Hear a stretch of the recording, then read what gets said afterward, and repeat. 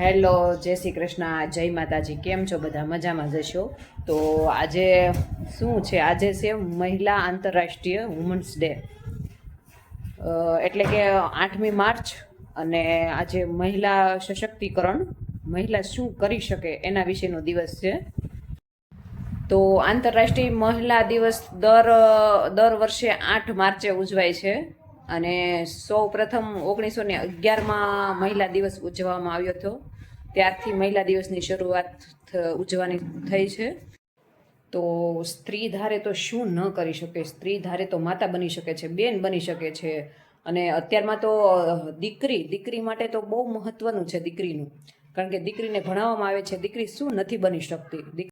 તો આજે દરેક ક્ષેત્રમાં મહિલાઓ આગળ છે અને આપણા દરેકના જીવનમાં મહિલાઓ મહત્વપૂર્ણ ભૂમિકા ભજવે છે.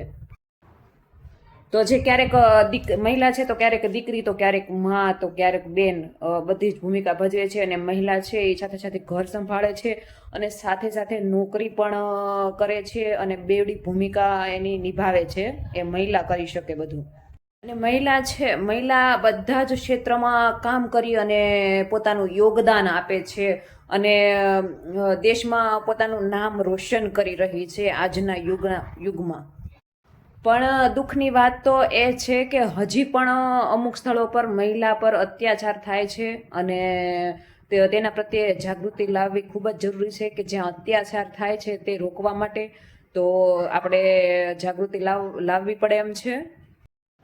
અને ઘણી મહિલાઓ છે કે જે દેશમાં પોતાનું યોગદાન આપ્યું છે, જેમ કે રાણી લક્ષ્મીબાઈ, પછી કલ્પના ચાવલા છે, કિરણ બેદી છે. બધા જ ક્ષેત્રમાં નારી હંમેશા આગળ છે. રમતગમત ક્ષેત્ર હોય કે ઉદ્યોગ ક્ષેત્ર હોય કે રાજકારણ ક્ષેત્ર હોય, તો મહિલા પોતાની બેવડી ભૂમિકા ભજવી રહી છે. અને મહિલા ધારે તો શું ન કરી શકે? નારી ધારે તો બધું જ કરી શકે છે. તો નારી માટે અત્યારમાં જો કે સારું થઈ ગયું છે, પણ અમુક હજી થોડીક જાગૃતતા લાવવાની જરૂર છે. રાણી લક્ષ્મીબાઈનું પોસ્ટર છે, જે લડાઈ કરવા ગયા હતા અને પાછળ નાનો એવો બાબો છે એનો. તો રાણી લક્ષ્મીબાઈએ ઘણું જ લાઈફમાં સ્ટ્રગલ કર્યું હતું અને અત્યારની નારીને પણ સ્ટ્રગલ કરવું જરૂરી છે લાઈફમાં, તો જ એ આગળ આવશે. તો બસ મહિલા રાષ્ટ્રીય દિવસ માટે બસ એટલું જ કહેવાનું હતું. અને ગાઈસ, હવે સાંજના વાગી ગયા છે 5:30 અને હવે કામકાજ કરીને હું થઈ ગઈ છું ફ્રી. બધું જ કામ થઈ ગયું છે અને તમારે પણ કામ થઈ ગયું છે. તો હવે હું થોડી વાર ફ્રેશ થવા માટે બહાર જાઉં છું.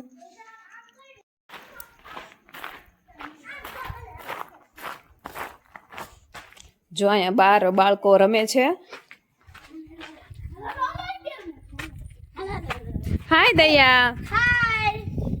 હાય કૃપાલી. નંદની, તું શું કરશો? નંદની, એ નંદની શું લખજો બેટા? હે નંદની બેન જો કઈક લખે છે. શું લખશો નંદની?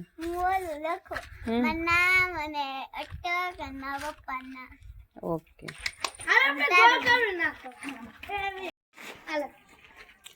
તો નંદની બેન લખે છે અને આ બાજુ બધા બાળકો રમે છે. આજે રજા છે એટલે,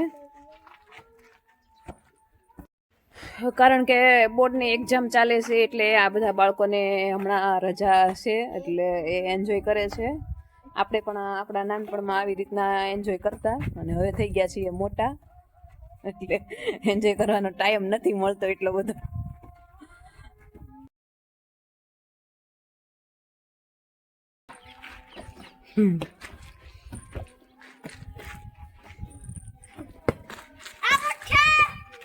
આઉટ આઉટ આઉટ આઉટ.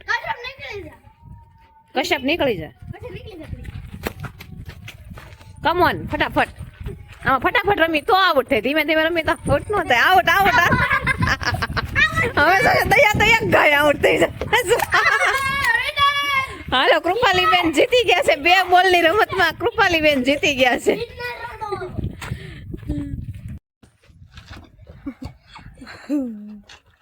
બધા બાળકો રમીએ છીએ.